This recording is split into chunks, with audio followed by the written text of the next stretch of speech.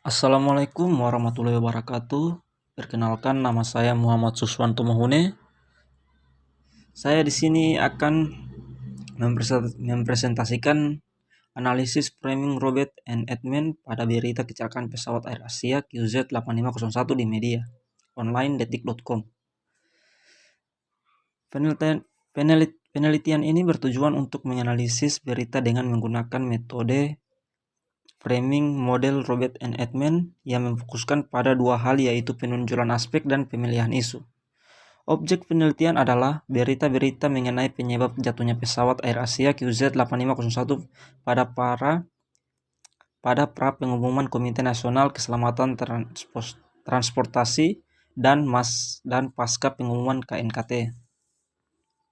Berita yang diterbitkan oleh detik.com mengalami pergerakan framing, yaitu pada awal pemberitaan detik.com menyatakan bahwa kecelakaan pesawat Air Asia QZ8501 disebabkan oleh cuaca, dan berita selanjutnya pada detik.com mulai menunjukkan bahwa adanya human error dan kesalahan teknis. Pasca pengumuman KNKT, detik.com menyoroti bahwa penyebab dari jatuhnya pesawat Air Asia adalah kerusakan komponen pesawat dan kesalahan teknis. Kecelakaan pesawat Air Asia QZ8501 yang terjadi pada 28 Desember 2014 merupakan pukulan yang besar bagi maskapai air tersebut dan juga para keluarga dan kerabat korban. Pada saat proses pencarian dan investigasi dalam peristiwa akan pesawat Air Asia QZ8501, banyak pandemik atau dugaan mengenai penyebab jatuhnya pesawat Air Asia tersebut. Analisis para pakar penerbangan turut mewarnai pemberitahuan tersebut, mulai dari kemungkinan bahwa pesawat Air Asia QZ8501 terkena cuaca buruk, yaitu awan cumulonimbus, sampai dengan dugaan bahwa adanya human error dan kesalahan teknis penerbangan. Belum adanya kepastian tanggung jawab pasti dari penyebab kecelakaan pesawat Air Asia QZ8501 membuat media mencoba untuk menggali informasi kepada pakar-pakar yang dapat menganalisis kejadian tersebut, misalnya pada beberapa berita termasuk detik.com. Oke, analisis framing Robert Edmond.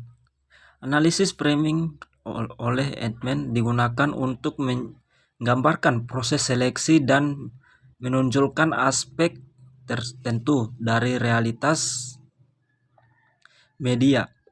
Edmond melihat framing dalam dua dimensi besar, yaitu seleksi isu dan penekanan atau penonjolan aspek-aspek tertentu dari isu. Dalam konsepsi Edmond, framing pada dasarnya merujuk pada pemberian definisi, penjelasan, evaluasi, dan rekomendasi dalam sewaktu wacana untuk menekan kerangka berpikir terutama terhadap peristiwa yang diwacanakan. Seleksi itu, aspek ini berhubungan dengan pemilihan fakta dan realitas yang kompleks dan beragam itu. Aspek mana yang diseleksi dan ditampilkan selalu terkandung di dalamnya. Ada berita yang dimasukkan, ada juga berita yang dikeluarkan. Tidak semua aspek atau bagian isu ditampilkan. Wartawan memilih aspek tertentu dan isu dari suatu isu. Penonjolan aspek tertentu dari suatu isu, aspek ini berhubungan dengan penulisan fakta ketika aspek tertentu dari suatu peristiwa tersebut. Bagaimana aspek tersebut ditulis? Hal ini sangat berkaitan dengan pemakaian kata, kalimat, gambar,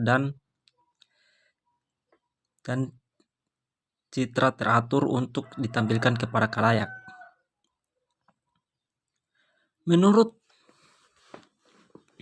Menurut Edmond, dapat muncul dalam dua level. Pertama, konsepsi mental yang digunakan untuk memproses informasi sebagai karakteristik dari teks berita. Misalnya, framing militer yang dipakai untuk melihat dan memproses peristiwa demonstrasi atau kerusuhan. Perangkat spesifik dari narasi berita yang dipakai untuk membangun pengertian mengenai peristiwa frame.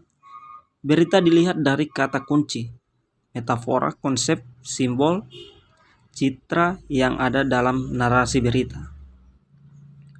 Analisis framing.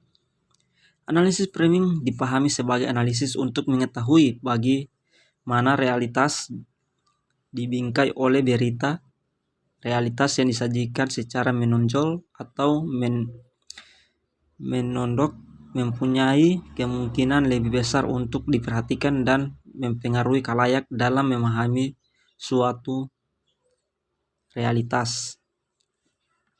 Framing adalah pendekatan untuk mengetahui bagaimana perspektif yang digunakan oleh wartawan ketika menyeleksi isi dan menulis berita. Menurut Erianto, dalam analisis framing ada dua aspek penting. Pertama, memilih fakta atau realitas. Proses memilih fakta didasarkan pada asumsi wartawan tidak mungkin melihat peristiwa tanpa perspektif. Oke, selanjutnya. Dari berita yang sudah dianalisis, penulis menemukan pergerakan framing berita mengenai penyebab kecelakaan pesawat Air Asia QZ8501 yang dilakukan oleh detik.com. Pergerakan dibagi menjadi 3 arah, yaitu praduga mengenai cuaca, praduga mengenai human error, dan fakta bahwa penyebab jatuhnya pesawat Air Asia QZ8501 adalah komponen pesawat. Framing detik.com pada awal memberitakan bahwa kecelakaan yang dialami oleh Air Asia disebabkan oleh cuaca.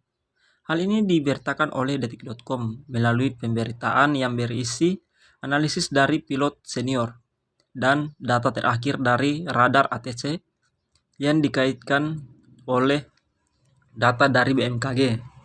Tetapi pada framing berita selanjutnya, detik.com menampilkan isi berita yang berisi dugaan tentang human error yang disampaikan melalui pendapat pakar penerbangan negara lain. Detik.com melanjutkan pergerakan framing melalui pemberitaan yang berisi tentang penolakan terhadap analisis sebelumnya. Analisis yang dimaksudkan adalah analisis tentang cuaca, yang artinya bahwa faktor cuaca mulai dihilangkan dari pemberitaan detik.com. Untuk membulatkan opini publik terkait penyebab kecelakaan pesawat Air Asia QZ8501, detik.com mengarahkan berita pada framing terakhir, yaitu fakta bahwa kecelakaan Air Asia QZ8501 terjadi karena kerusakan komponen pesawat.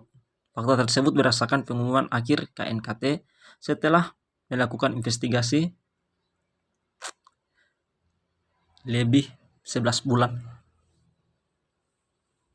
Jadi berita penyebab tentang jatuhnya pesawat Air Asia detik.com melalui 3 proses, yaitu eksternalisasi, di mana ketika audiens membaca dan memahami berita yang disebarkan, audiens paham dan mengacu pada berita tersebut.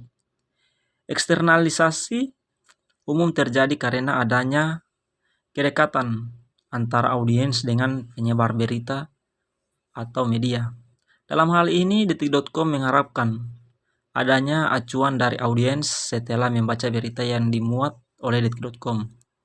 Dipahami lebih atau luar dari sekedar berita yang disebarkan. Tahap kedua yaitu objektivitas, di mana detik.com membuat berita agar berita tersebut dapat menjadi tanda citra dari media tersebut, seperti yang dapat dilihat bahwa detik.com menganut berita atau kecelakaan. Tahap terakhir yaitu internalisasi, yaitu ketika wartawan mulai masuk ke dalam realitas beritanya lalu memakainya, sehingga saat pemberitaan kecelakaan pesawat Air Asia QZ8501 dimuat, audiens dihadapkan oleh kenyataan bahwa berita tersebut merupakan hasil pemaknaan dari wartawan dan dikehendaki olehnya, sehingga detik.com dapat mengiring konstruksi pemikiran para audiens dari pembaca berita tersebut. Dari pembahasan ini dapat dilihat bahwa Detik.com melakukan pergerakan framing pada ke-10 berita yang sudah dikategorikan sesuai dengan penyebab kecelakaan pesawat AirAsia QZ8501. Dari pergerakan framing ini juga dapat menimbulkan pergerakan opini publik yang membaca berita tersebut. Sekian dari saya, lebih kurangnya saya mohon maaf. Wassalamualaikum warahmatullahi wabarakatuh. Terima kasih.